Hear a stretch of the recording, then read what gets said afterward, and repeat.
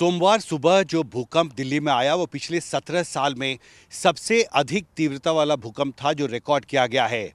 मेरे पीछे आप एक तस्वीर देख रहे हैं, एक बड़ा पेड़ है जो गिर गया। ये वही झील पार्क का इलाका है जो केंद्र बिंदु था, जहां पर भूकंप सबसे ज़्यादा महसूस किया गया है, जहां पर सबसे ज़्यादा असर भूकंप का हुआ। और इसका असर आप देख सकते हैं इन तस्वीरों में। एक बड़ा पेड़ था जो उखड़ गया है। इससे पहले नवंबर 2007 में 4.6 तीव्रता वाला भूकंप दिल्ली में रिकॉर्ड किया गया था, लेकिन उस भूकंप की जो गहराई थी वो 10 किलोमीटर थी, यानी धरती पर कंपन बहुत ज़्यादा महसूस उस वक्त नहीं हुआ था। लेकिन सोमवार सुबह जो भूकंप आया उसकी तीव्रता 4 थी, लेकिन गहराई सिर्फ 5 किलोमीटर थी, और उसी का ये असर आपको इन तस्वीरों में दिख रहा है।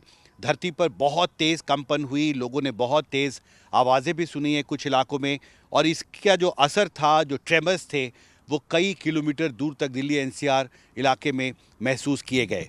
मैं जिस जगह पर खड़ा हूँ ये वही जगह है जहाँ पर ये पेड़ उखड़ा है। जो नेशनल सेंटर फॉर सिस्मोलॉजी के डायरेक्टर हैं ओपी मिश्रा, उनके मुताबिक ये हाइड्रो फ्रैक्चरिंग की वजह से ये पेड़ उखड़ गया। दरअसल जब भूकंप आता है उस दौरान जो पेड़ की जड़ें हैं और जो मिट्टी है नीचे, उसके बीच में काफ़ी ज़्यादा पानी नीचे से अचानक ऊपर आया, जिसकी वजह से मिट्टी गीली हुई और जो जड़ें थीं वो कमज़ोर हुई, और एक बड़ा पेड़ जो है इस झील पार्क में वो उखड़ गया। फिलहाल राहत की बात यह है कि अभी तक कोई आफ्टर शॉक रिकॉर्ड नहीं किया गया है दिल्ली में। नेशनल सेंटर फॉर सिस्मोलॉजी के डायरेक्टर के मुताबिक जितनी एनर्जी निकलनी थी अर्थक्वेक के दौरान, शायद वो एनर्जी निकल चुकी है। इसकी वजह से कोई अभी तक आफ्टर शॉक नहीं आया है और न ही किसी बिल्डिंग को डैमेज की खबर है, जो कि एक राहत की बात है।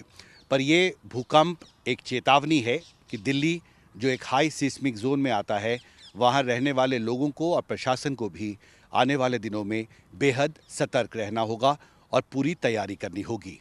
पिछले 17 साल में सबसे अधिक तीव्रता वाला भूकंप दिल्ली में लोगों ने सुबह सुबह महसूस किया। मेरे साथ ओपी मिश्रा हैं जो डायरेक्टर हैं नेशनल सेंटर फॉर सिस्मोलॉजी में। क्या विशेष था इस भूकंप के बारे में जिसने दहला दिया आज सुबह सुबह लोगों को? सबसे पहला है कि ये जो अर्थक्वेक जो हुआ 5:36:55 में, ये बहुत ही सैलो अर्थक्वेक था। ज़मीन की गहराई केवल 5 किलोमीटर थी, और जो होने का टाइम जो था वो बहुत ही सुबह था, जिससे बहुत लोग सोए रहते हैं, उठते भी नहीं है। तो उस सुबह में नीरवता के चलते और गहराई कम होने के चलते जो है लोगों को काफ़ी झटका महसूस हुआ। और ये अर्थक्वेक जो है ऐसे जगह पर हुआ जहाँ पर काफ़ी इंफ्रास्ट्रक्चर्स भी रहे हैं, और इसको फील किया लोगों ने इस तरह से, क्योंकि मैग्नीट्यूड जो है इसका 4 था। उतना डिजास्टर्स मैग्नीट्यूड नहीं है, मगर इसका गहराई कम था 5 किलोमीटर, लेकिन तीव्रता इसका 4 था। इसलिए 4 तीव्रता जो है काफ़ी परसेप्टेबल में आता है, इसलिए काफ़ी लोगों को महसूस हुआ उसके इर्द गिर्द तक। और हमने इसको 15 किलोमीटर के तर्ज पर भी इसको देखा। काफ़ी जो है जामिया तक जाते जाते डाई आउट हो गया। और ये NPL जो आपका है नेशनल फिजिकल लेबोरेटरी, वहाँ पर भी इसकी जो त्वरण मापा गया, ये काफ़ी जो है अप्रिशिएबल था कंपेरेटिव टू अदर्स। कई लोगों ने ये रिपोर्ट किया है कि बहुत तेज़ आवाज़ उन्होंने सुनी, घड़घड़ाहट की, ऐसा लगा कि 2 ट्रेनें टकरा रही हैं या कोई बड़ा एक्सीडेंट हो गया है। ये नॉइज़ जो था, ये आवाज़ जो थी, ये किस चीज़ की आवाज़? एक्चुअली ये जो है ना, ये सब सरफेस सैलो सेस्मिक नॉइज इसको बोलते हैं। जब अर्थक्वेक जो बहुत सी सैलो डेप्थ पे होता है तो सेस्मिक एनर्जी सरफेस की तरफ आती है, और आने के बाद जो है वो रॉक मटेरियल्स जो भी होते हैं सैलो लेयर का, और मैंने 1 किलोमीटर तक जब पहुंचता है तो रंबलिंग साउंड होता है, जिसमें कि reverberation of the seismic wave बोलते हैं। और वो जो है एयर के साथ जो है मिलके और बहुत दूर तक इसकी साउंड सुनाई पड़ती है। तो ये हर जगह होता है, इसको सब ट्रोपियन नॉइज भी बोलते हैं इसको। तो ये सैलो सेस्मिक नॉइज फेनोमेना इसको बोलते हैं, जो हर शॉर्ट अर्थक्वेक के लिए होता है, या कोस्टल बेल्ट में होगा तो वहाँ भी ये सुनाई पड़ेगा।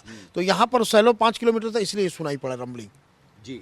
और दूसरी बात यह है कि नुकसान क्या हुआ है? अभी तक कोई आपने असेसमेंट किया है कि इसका ज़मीन पर कितना असर हुआ? आपने कहा कि सिर्फ 5 किलोमीटर की गहराई थी और सतह पर इसलिए बहुत ज़्यादा महसूस किया गया। एक्चुअली देखिए, कोई भी डैमेज है और कोई भी क्षति जो है वो 3 फैक्टर पर डिपेंड करता है। एक अर्थक्वेक का मैग्नीट्यूड, अर्थक्वेक की डेप्थ मैंने गहराई, और उसका इंटेंसिटी, मतलब कि डिग्री ऑफ शेकिंग, कितना उसकी तीव्रता है। शेकिंग को तीव्रता बोलते हैं, मैग्नीट्यूड को व्यापकता बोलते हैं कि एनर्जी कंटेंट कितना था।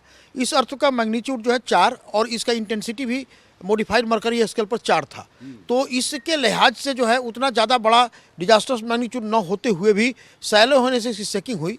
लेकिन आप देखिए कि उसके इर्द गिर्द में जितने स्ट्रक्चर्स हैं अभी तक कोई क्रैक या कोई फ्रैक्चर या डैमेज का रिपोर्टिंग नहीं है।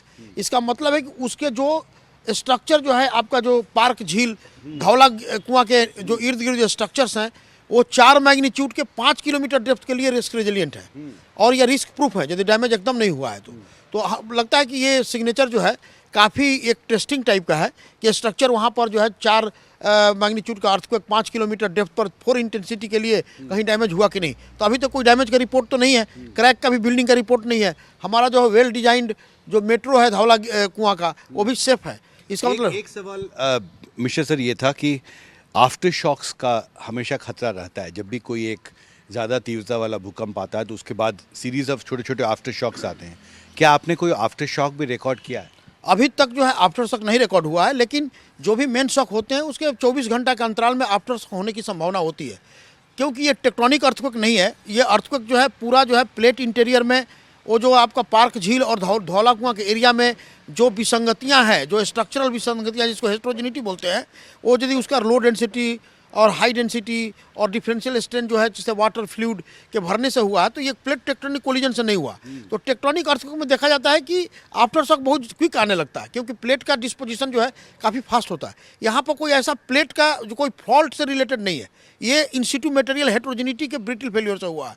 तो यहाँ पर आपका आफ्टर शॉक आ भी सकता है 24 घंटा के अंदर में।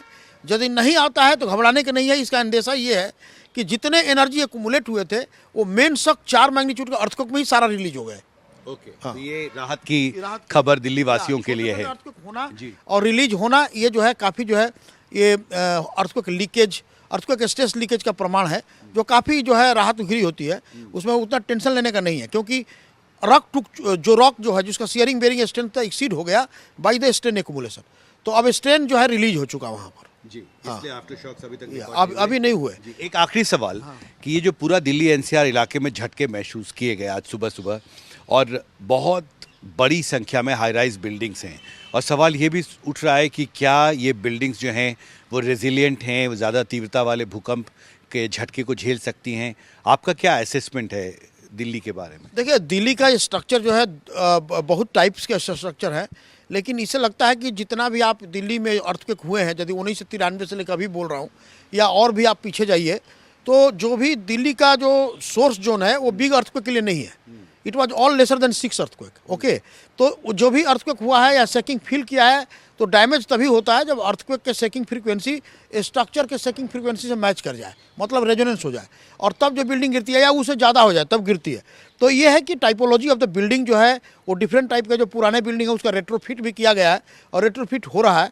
नए बिल्डिंग जो बन रहे हैं वो न्यू बिल्डिंग डिजाइन कोड जो BIS जो बना रहा है और हम लोग जो नेशनल सेंटर फॉर सेस्मोलॉजी जो मिनिस्ट्री ऑफ अर्थ साइंसेज की जो हमारी जिम्मेवारी है, हम जोनेशन को भी माइक्रो जोनेशन किए हैं और NCR दिल्ली का भी माइक्रो जोनेशन किया गया है। उसमें ये बताया गया है कि ये जो अर्थक्वेक जो है केवल डिस्टेंस से ही सेकिंग डिटेक्ट नहीं होता, सॉइल मटेरियल प्रॉपर्टी से होता है। कहीं पर एम्पलीफाई करेगा, कहीं पर नहीं करेगा। तो जोन में भी डिफरेंट टाइप का हजार्ड होता है एक ही जोन में। ये कोई नहीं है कि 3 जोन है 4 जोन है दिल्ली तो आपका डैमेज पैटर्न एक ही होगा, ऐसा नहीं है। उसके सॉइल मटेरियल के बिहेवियर अलग अलग होगा। जैसे 500 मीटर पर जाएंगे, 200 मीटर पर जाएंगे। तो उसका हम करके अभी बिल्डिंग डिजाइन कोड भारत सरकार ने बनाने के जो प्रकल्प चलाया है वो काफ़ी हद तक चल रहा है। इसके साथ साथ अवेयरनेस प्रोग्राम भी चल रहा है जो मिनिस्ट्री ऑफ होम अफेयर गृह मंत्रालय के जो national institute of disaster management है या NDA में नेशनल डिजास्टर मैनेजमेंट अथॉरिटी है, ये भी अपना जो जारी करते हैं कि क्या क्या करना है, क्या नहीं करना है, क्या प्रिकॉशंस लेते हैं, क्या अवेयरनेस प्रोग्राम को कैसे अप्लाई करना है, साइंटिफिक जो भी हम इन्फॉर्मेशन दे रहे हैं उसको फॉलो करना है, प्रोपेगेंडा में नहीं जाना है। और जो भी नया बिल्डिंग बनाइए वो आपका अर्थ को रिस्क रेजिलिएंट से बनाइए क्योंकि इंजीनियर जानता है कि कितना टाइप PG है यहाँ का, what could be the actually building design. तो अभी जो भी बन रहे हैं स्ट्रक्चर अच्छा बन रहे हैं और आप देखिए कि धौला ये अच्छा सिग्नेचर्स है। ये धौला कुआं का जो मेट्रो जो है हमारा कुछ भी नहीं हुआ, वो अर्थ को रिस्क रेजिलिएंट स्ट्रक्चर है।